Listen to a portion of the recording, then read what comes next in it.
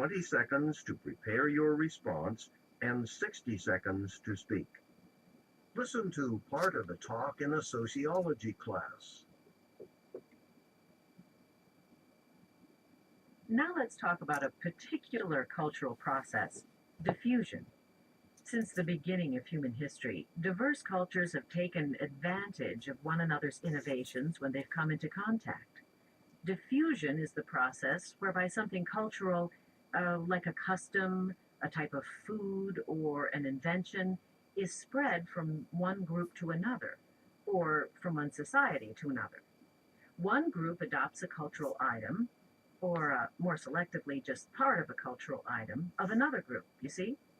Now, diffusion can occur through a variety of ways: military conquest, or tourism, or well, even something like the influence of satellite TV shows around the world. For example, take something like reading a modern newspaper here in the US. Have you ever thought about where the letters, the characters on the page you're reading, where they came from? They were borrowed from another culture many centuries ago.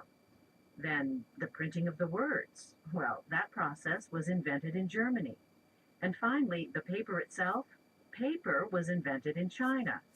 These innovations from all over the world were shared across cultures over time, and so today we have newspapers in the US.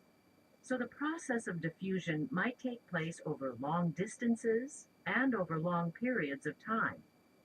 Now, I'm not saying that diffusion happens easily. As I mentioned, sometimes it's selective. For instance, many people in the US have accepted the practice of acupuncture, the Chinese practice of using needles to cure disease or relieve pain. So lots of people in the US have realized that acupuncture is effective, but few of them fully understand or have committed themselves to the philosophy behind acupuncture. Cultures tend to resist ideas which seem too foreign, too different from their own beliefs and values. But the ideas which aren't perceived as too different are often incorporated, absorbed, diffused into their culture. So the practice of acupuncture has been absorbed into US culture, but not the philosophies of Chinese medicine. Using points and examples from the talk, explain the concept of diffusion. Please prepare your answer after the beep.